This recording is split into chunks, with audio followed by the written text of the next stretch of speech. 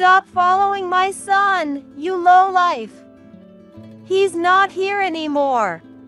3 years after breaking off our engagement, I ran into Jordy, my former father-in-law, at the hospital. He yelled at me right away. I haven't seen Rick since that day. I managed to reply, but Jordy's scowl didn't change. Don't lie. You stalker. Because of you, Rick had to quit this place. Dr. Knowles, please lower your voice. You're scaring the patients. And this woman is. Other doctors tried to calm Jordy down, but he took his frustrations out on me. Rick suddenly quit this hospital. My son, who never defied me, had to leave because you wouldn't stop following him. Wait a minute. I told you, I haven't seen him since that day. Rick left on his own accord. Don't make me laugh. It's all your fault. Because of you, a child of a worthless mother, my son started defying me. My wife was so shocked she left me. You ruined my family. There's no point talking to this man any longer. Not only did he insult my mother, but he also blamed me for his son and wife leaving him, completely unaware of how much he had been stifling them. I was furious. Ignoring the red-faced Jordy, I walked away. Hey, we're not done talking. Just as Jordy grabbed my shoulder, a startled voice rang out. My name is Liliana. My life changed dramatically when my father passed away suddenly while I was in high school. My mother became depressed and her health deteriorated. Carrying an indescribable sense of anxiety, I decided to start working right after high school to support my family and my younger brother's future. Still, I was fortunate with my work relationships. The law firm where I worked as a secretary during the day had a good atmosphere, and the boss was very kind to me. The pub where I worked at night was run by a couple and frequented by nice regulars. I loved the homey atmosphere and the meals the owner cooked. Then, a few years after I started working, it was an ordinary Friday. How unusual, a young person coming in alone. The pub's clientele was mainly people in their 40s and older. But that day, a man who looked to be in his 20s, around my age, came in alone.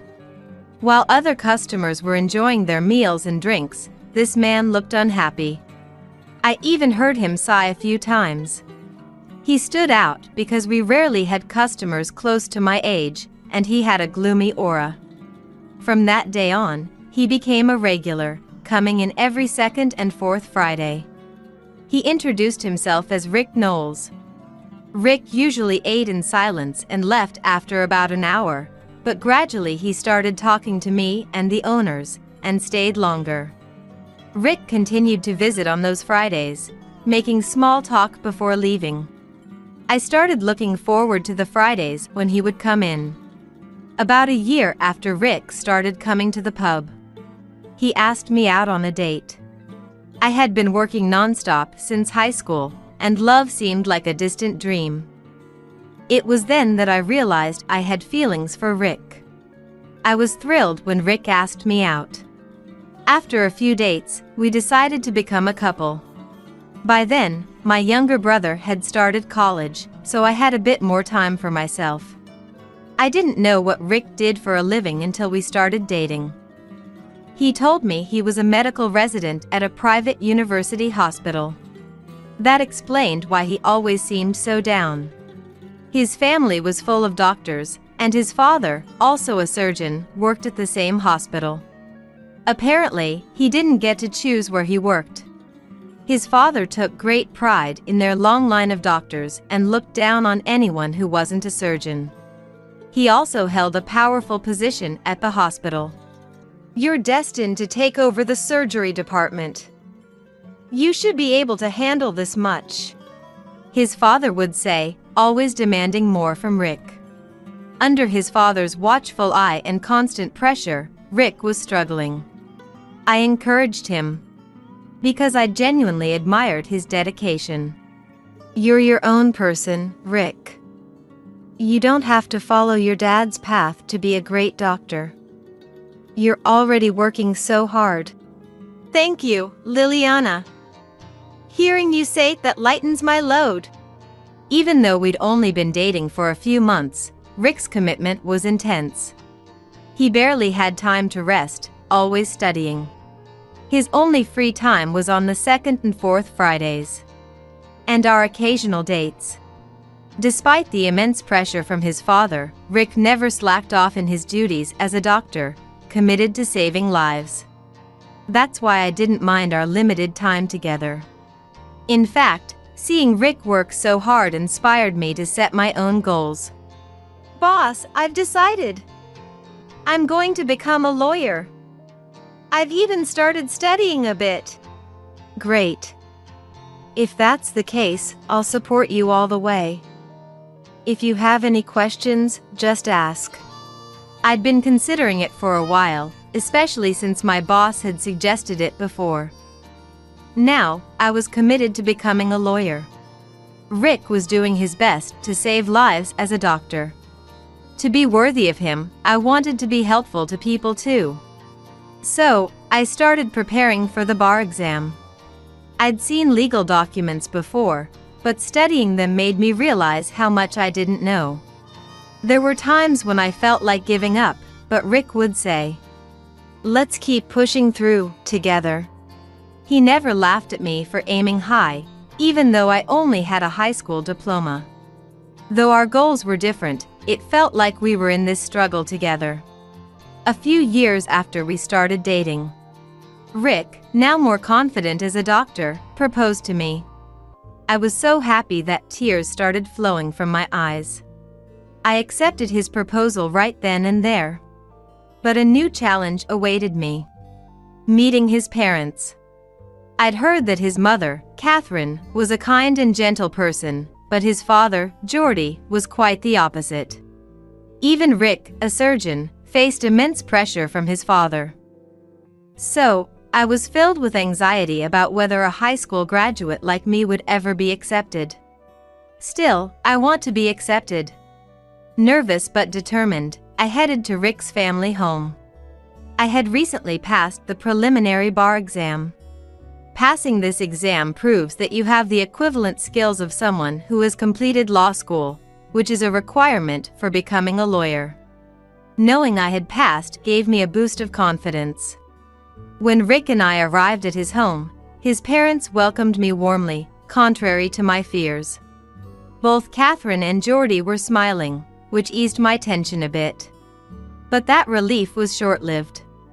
Jordy immediately started grilling me about my education and family background. When I answered, he became furious. So you're saying you didn't even go to college? Yes. My father passed away when I was in high school. That's irrelevant. Didn't your mother make sure you went to college? Unthinkable. Marrying into our family is out of the question. Dad, Liliana has been working multiple jobs since high school to support her family. You can't just... Quiet. You have no say in this. Bringing a woman like her into our home. We'd be the laughingstock of the community. Jordy, that's too harsh. Catherine softly interjected, but Jordy was unstoppable. Our family has a long history of producing doctors. Marrying a woman like you would tarnish our reputation.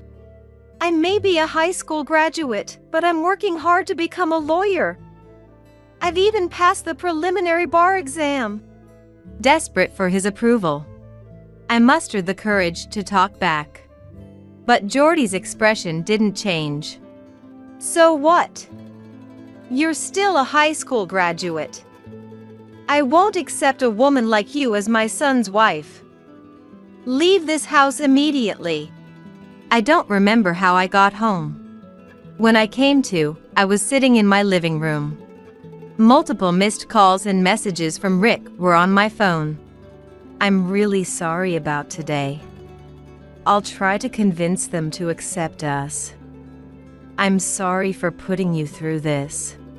Although many comforting words arrived, my mind was made up. I wasn't ready to be with Rick. The idea of marrying him seemed like a fairy tale.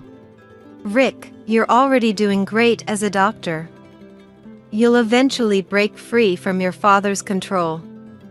Keep pushing forward. I can't be there to support you, but I'll always be cheering for you. I sent that message and chose to walk separate paths. 3 years passed. I was on my way to a particular place, my steps heavy. Because that place was the hospital where Rick worked. If I run into Rick, I'll try to smile. But if I encountered Jordy, the thought weighed heavily on my mind. No. I'm here for work today. I kept telling myself to stay focused as I walked into the hospital. But then, my worst fear came true. Jordy appeared before me. He seemed to notice me almost as soon as I noticed him. Leaving the doctors who were surrounding him, he walked over to me and started yelling with a face full of anger.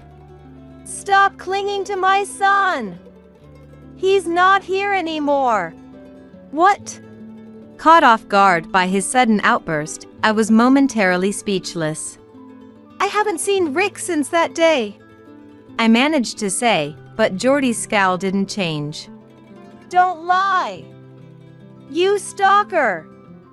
It's because of you that Rick had to leave this place. Dr. Knowles, please lower your voice. You're scaring the patients. And this lady is... The surrounding doctors tried to calm Jordy down, but he continued to lash out at me. Rick suddenly said he's quitting this hospital. My son, who never defied me. It's because you were clinging to him that he had no choice but to leave. Wait a minute. I told you, I haven't seen him since that day. If he left, it was his decision. That's impossible. Rick changed because of you. Even my wife started defying me because of him. Don't blame me for your wife's actions too. Don't you think you're at fault here? My frustration was mounting, and my voice grew louder. The atmosphere among the surrounding doctors was tense, but Jordy continued to look down on me. Don't make me laugh. It's all your fault. My son started defying me because of you, a child of a worthless mother. My wife was so shocked she left me. You destroyed my family. There's no point in talking to this man any longer. Not only did he insult my mother, but he also blamed me for his son and wife leaving him, completely oblivious to how much he had been oppressing them. My anger reached its peak. Ignoring Jordy, who was red in the face, I walked on. Hey, we're not done talking. Just as Jordy grabbed my shoulder, a flustered voice rang out. Stop this at once. I turned toward the voice and saw a middle-aged man standing there. Jordy immediately straightened his lab coat upon noticing the man. Director, thank you for taking the time to come here. I'll make sure today's lecture goes well. Jordy had apparently retired from this hospital a while ago and was now working part-time and giving lectures. He was happily discussing today's lecture topic. After finishing his conversation with the director, Jordy turned to me and said loudly enough for everyone to hear. You're still here? A high school graduate with only one parent has no business being here. Leave immediately. He had just said, we're not done talking, but now he was telling me to leave. Perhaps he wanted to show off in front of the director, but it completely backfired. Jordy, how dare you say something so rude? Besides, I didn't come here to see you. I came to see her. What? Caught off guard by the unexpected words, Jordy looked stunned. The director shot him a glare filled with anger.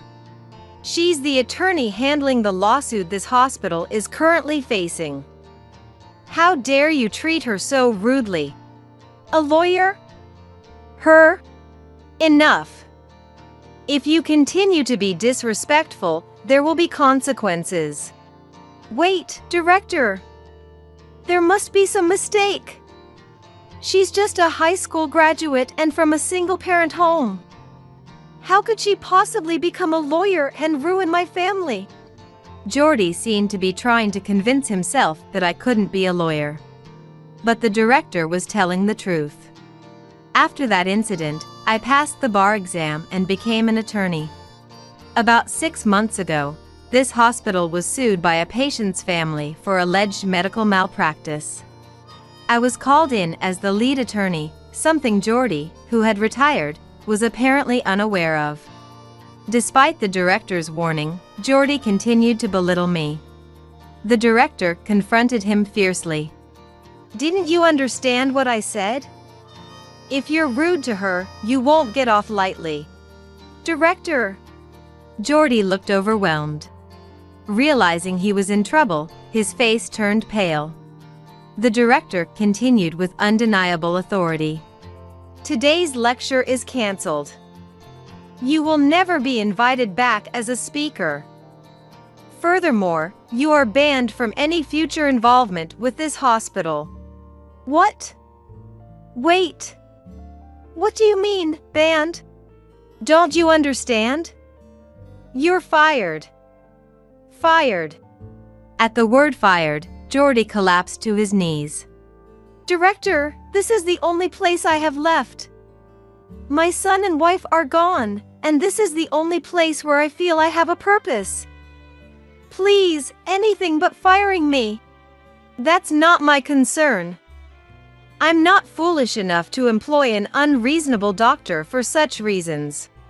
What? Without me, the surgery department won't function, right? Is that okay? That's only your opinion. The surgery department will function just fine without you.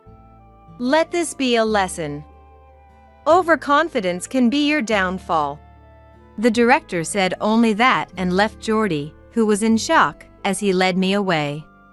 Afterward, it seems Jordy was officially fired.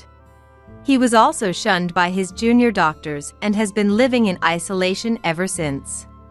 He tried to find another job, but his bad reputation preceded him, and he ended up opening his own practice. However, rumors spread that he judged people based on their education and family background, and he couldn't attract any patients. As for me, I won the medical lawsuit. Not only did I gain confidence, but my reputation as a strong attorney in medical issues also grew. During this time, Rick showed up at my law firm. Facing me, he apologized. I heard from the director. I'm really sorry for the discomfort my father has caused you, both 3 years ago and now. There's nothing for you to apologize for, Rick. Rick looked somewhat relieved. He told me what he had been up to since that day 3 years ago. Now he's living with Catherine, working at a new hospital, free from Jordy's control, and doing his best every day as a doctor. Listening to Rick's story, I felt a sense of relief. I was happy to hear that both of them had escaped Jordy's control and were living fulfilling lives. Do you remember, 3 years ago, you told me I had the strength to break free from my father's control? Yes, I do. Those words have stayed with me and gave me the courage to leave my father. They've been with me ever since. I had no idea my words meant so much to you. As I said this with a shy smile, Rick looked at me with serious eyes. I know this might sound convenient given the circumstances, but would you consider starting over with me? Rick. If it were me 3 years ago, I probably wouldn't have been able to accept. But now, I have confidence in myself. Thank you. I look forward to our future. And so, we decided to start our lives anew. I'm sure many challenges await us. But I believe that together, as we are now, we can overcome any obstacle. This is why amateurs are no good. Just don't butt in. But I'll have you know we're professionals. Leave the hard stuff to us. You're still not feeling well, are you? Just rest up for now. Is this what they mean by not letting anyone have a say? At the same time, I feel pity for these in-laws. In our apartment, one of the in-laws was staying over. As their condition improved, we decided it was time for them to go home. Why did it come to this? Let me tell you the reason. My name is Chloe. I'm in my mid-30s. I used to work in an office near my parents' home. Our family consists of 3 people. First, my husband, Matthew. He worked long hours as a sales representative for a well-known company. He's in his late 30s, 3 years older than me, and we're both approaching our 40s. And we have a daughter, Zoe. A sweet, clingy little girl who is more attached to me than to her father. I grew up as an only child and always longed for siblings. Oops, I borrowed my sister's clothes. Or, I'm hiding this so my brother won't take it. I used to envy such casual remarks from my friends. I didn't want Zoe to have such longings, so I aimed to be not just a mom but also a sister or a friend she could talk to about anything. Zoe seems to understand that and really loves her mom. Recently, as Zoe turned 3 and became more attached to me, I started longing for another child, a sibling for her. My husband agreed with my thoughts and encouraged us to try together. Last year-end, we found out I was pregnant with our second child during a checkup. We were both overjoyed. It was a long-awaited event, and above all, I was delighted imagining Zoe's happy face. But I realized we had a problem to consider. Taking care of 2 children meant double the parenting work. It was impossible to look after a still young Zoe, deal with a baby, and work at the same time. So, I decided to focus on parenting. I discussed it with my husband and decided to quit my job. But there was an issue with our living space. We lived in a cramped apartment, which would feel even smaller as the children grew. We couldn't just expand our rented apartment as we wished. I talked to my husband. What about the kids' room? Here, as a kid's room. He seemed to think it was impossible. I thought so too. That's true. His opinion was only natural. Our conversation ended there for the time being. But it wasn't a problem that could just be left unresolved. I always thought about one solution. We should move. I had long wanted to move. But even if we started looking right away, would we find a place that satisfied our family? After some discussions, we decided to build a new house. This way, we could have as many rooms as we wanted and, in the future, turn them into the kids' rooms. However, neither my husband nor I knew anything about construction. While pondering what to do, my husband had an idea. Why don't we talk to Dad and Mom? His words surprised me. At the same time, the faces of those 2 popped into my mind, and I got goosebumps without realizing it. My husband's parents, my in-laws, live in another state. I heard that my father-in-law has been working in air conditioning since his youth. He's done work not just for office buildings, but also for private new constructions. It's true that they have more knowledge in this area than we do. I can't blame my husband for relying on them. Moreover, my mother-in-law has a similar background, and my FIL is the head of a small air conditioning company. Ever since we got married, I haven't gotten along well with my in-laws. There are various reasons for this. For instance, there was this time we went shopping together. I don't like to waste money. When I make expensive purchases, I check the price, online reviews, compare it with similar products for functionality, and then buy only if I'm satisfied. But the in-laws are different. That day, we went to a department store, and Mil stopped in front of a shop. I want this. She suddenly spoke in a whiny voice, like a little girl begging my Fiel. She was looking at an expensive bag from a famous brand. Which one? Let's see. After looking at it for a while, Fiel went inside the shop. Wait a minute. I tried to stop them, but it seemed like they were intentionally ignoring me. They quickly picked out and bought items without properly checking the prices. We'll buy some for you too. She said this and picked out several items on her own. However, they weren't really to my taste, even if they were luxury goods. No, I'm fine, thank you. What are you saying? You're just being shy because it's expensive, right? That's part of it, but just accept it, it's a rare opportunity. I refused multiple times. Most people would be happy, but coming from Mael, it felt like she was forcing me. Fiel then frowned. What's the problem? You don't like me buying for you? That's right. She doesn't like the items I choose. Here we go again. I hate being made to feel indebted. I really am fine, thank you. Come on, just accept it. My husband didn't stop them. In fact, he seemed to encourage it. I prefer to compare and choose on my own. You think you have such a good eye for comparison? This comment infuriated me. I wanted to get angry, but arguing in the store would be pointless, so I talked to the clerk and chose the cheapest wallet. But I haven't used it since I don't feel like it. This is how different my in-laws and I are. Even if we try to discuss things, we never reach a conclusion. I would prefer to live without seeing the in-laws if possible. So please, spare me. If I bring up this topic, they'll inevitably suggest living together. In fact, this issue came up before.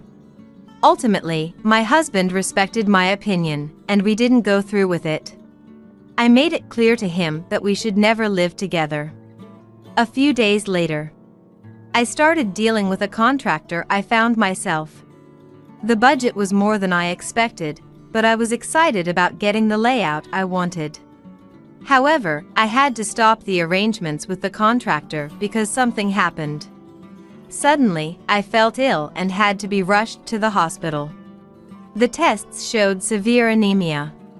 Due to my pregnancy, I was advised to rest and had to be hospitalized. It's important to take care of my health. But I'm worried about how my husband will handle things while I'm in the hospital. He might call the in-laws. And I'm also concerned about Zoe. She must feel lonely since I was suddenly hospitalized. No matter how much I thought about various things, I couldn't take any action. I had to focus on treatment, feeling frustrated. But later, I learned that my worries had become reality. As expected, my husband called the in-laws while I was hospitalized and explained the situation. The in-laws, seizing the opportunity without my permission, went ahead and discussed the new house construction with the contractor. During this time, Zoe had to live with my husband and the in-laws. But like me, she seemed to dislike the in-laws and didn't warm up to them. My husband said that probably because I wasn't there, Zoe became very scared. She cried many times, even though my husband tried to comfort her. 2 weeks later, I was discharged and my husband and Zoe came to pick me up. Zoe burst into tears of joy when she saw me. Then, when I got home, the in-laws were having a meeting with the contractor. Stay calm. Don't overdo it, you're pregnant. They said these things to me with a smile. But I thought their concern was just a pretense while I watched them. The next day, the in-laws showed me the floor plan for the property, and sure enough, it was completely different from what I had planned. Hey, this is different from the layout I thought of. I felt it was futile, but I asked my husband about it anyway. Really? I think it's fine. but the previous one seemed more livable. Dad has seen many properties because of his job. It's safe to leave it to him. As expected, my husband didn't take it seriously. I knew it was futile, but I talked to the in-laws anyway. Please don't do anything on your own while I'm away. My plea was met with a displeased look from Maëlle. She whispered something to Fael, and he stiffened. This is why amateurs are no good. Just don't butt in. But I'll have you know we're professionals. Leave the hard stuff to us. You're still not feeling well, are you? Just rest for now. Is this what they mean by not letting anyone have a say? I was angry, and at the same time, I began to pity these in-laws. For a while, one of the in-laws was staying at our apartment room, but as my condition improved, I decided it was time for them to go home. Once they were gone, I could take the lead again and focus on the new house, progressing the work that had stalled. So, I resumed my discussions with the contractor. But something felt off. I asked for a bay window here. That's not possible. Every time I met with the contractor, they became more reluctant. This was unexpected. Wondering why, I called the contractor persistently. All right, I'll explain. Finally, the contractor gave in to my insistence and explained. According to him, the reluctance was due to the in-laws' involvement. Apparently, right after returning to their home, they called the contractor and instructed him to be uncooperative with my requests, and to follow only their instructions. How much more do they intend to belittle me? I checked with my husband, but he remained clueless. He claimed ignorance about the in-laws' actions. It was the same response over and over. His attitude seemed suspicious. But with no one to consult, I had to bear the problem alone. A week later, I received a call from someone. As we talked, I arranged to meet this person. We decided to meet at a cafe, and I waited for a safe time when my husband and the in-laws wouldn't notice to leave the house. Sitting at a windowside table, the woman I was meeting quickly spotted me and invited me to join her. It's been a while. Have you been well? It's been 3 years. The woman I was meeting with was my sister-in-law, Olivia. Olivia is about 10 years older than me. She is frank, speaks her mind, and doesn't shy away from things. A successful career woman, she's someone I've always admired. We ordered coffee, and after taking a few sips, I started the conversation. I couldn't talk over the phone, but what is it about? Today, it's not about us.